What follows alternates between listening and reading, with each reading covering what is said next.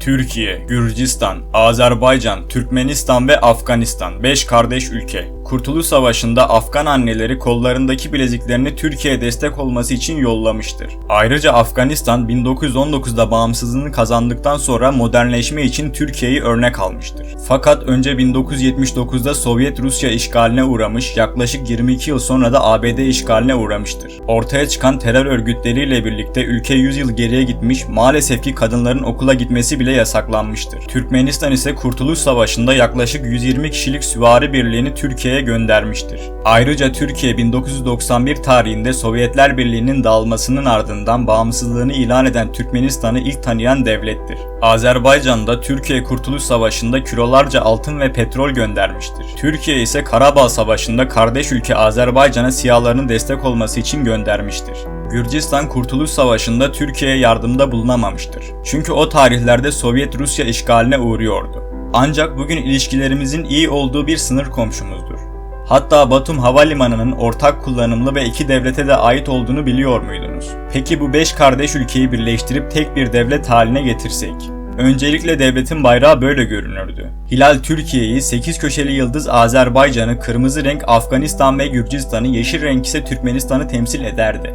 Bu ülkenin toplam nüfusu 141.452.317 kişi olurdu. Dünya nüfus sıralamasında Rusya ile Meksika arasında 10. sırada yer alırdı. Etnik gruplara bakarsak %44'ü Türklerden oluşurken %19'u Kürtler, %12'si Peştunlar, %7'si Tacikler ve geriye kalan %18'lik kesimde birçok halkı içinde barındırırdı. Dini inançlara baktığımızda ülkenin %96'sı Müslüman olup %4'lük kesimi Hristiyanlık veya Museviliğe inanırdı. Ülkenin yönetim şekli cumhuriyet olurdu. Bugün Afganistan'da 2. sınıf görülen kadınlara okuma ve çalışma hakları geri verilirdi. Böylece ülke süratle kalkınmaya başlardı. Devletin başkenti diğer devletlere de yakın noktada bulunan Bakü şehri olurdu. Ayrıca Bakü şehrinden Türkmenbaşı şehrine kadar 211 kilometre uzunluğunda bir köprü inşa edilirdi. Böylece ulaşımda kara bağlantısı kurulurdu. Bugün Afganistan sınırları içerisinde olan Noşak Dağı 7492 metre yüksekliğiyle ülkenin en yüksek dağı olurdu.